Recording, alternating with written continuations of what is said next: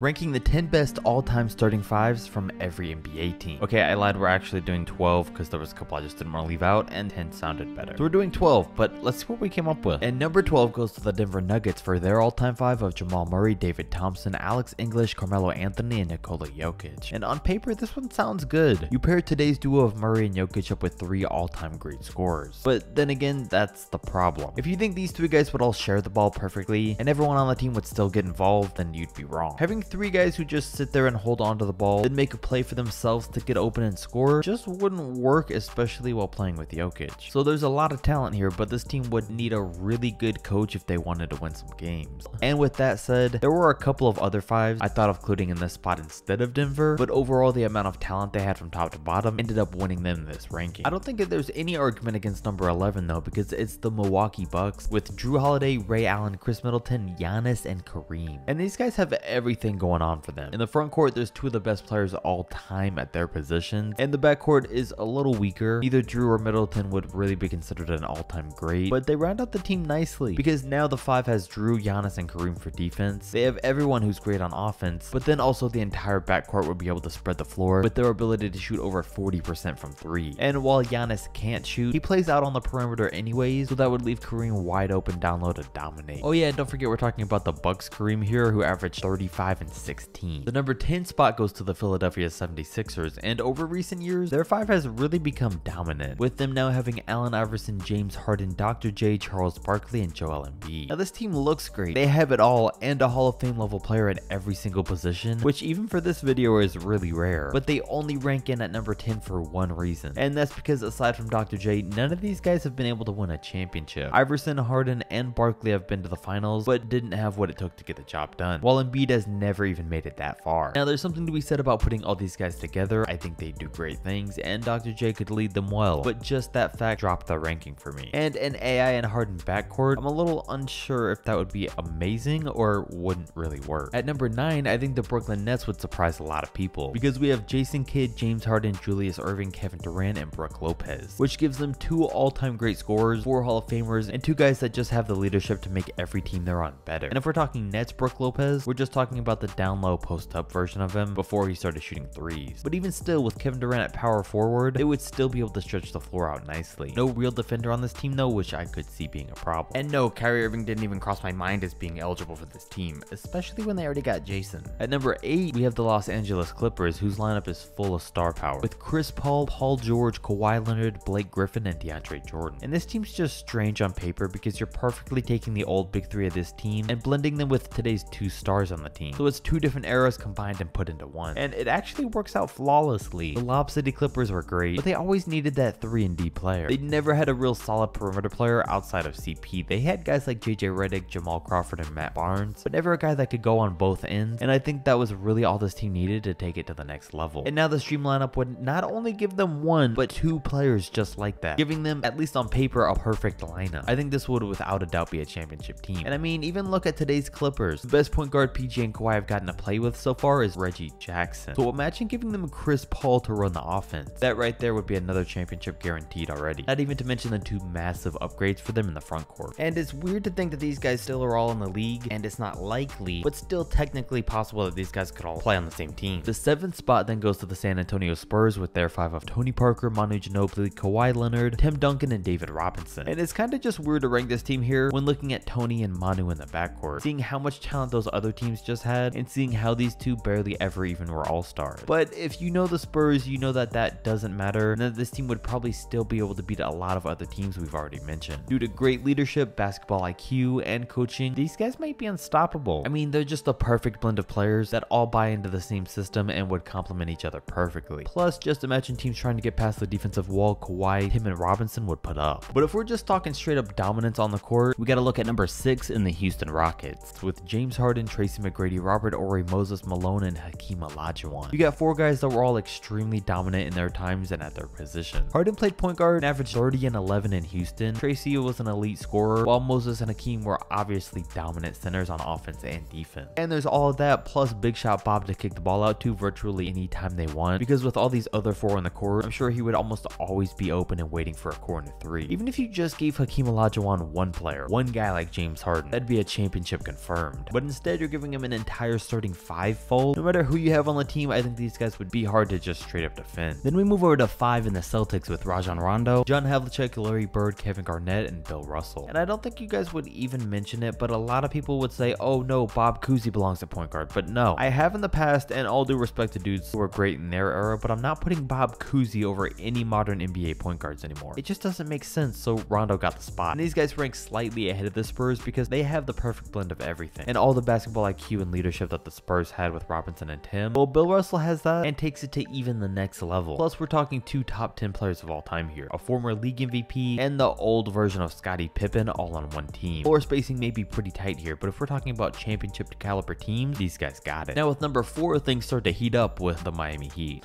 See what I did there? Okay.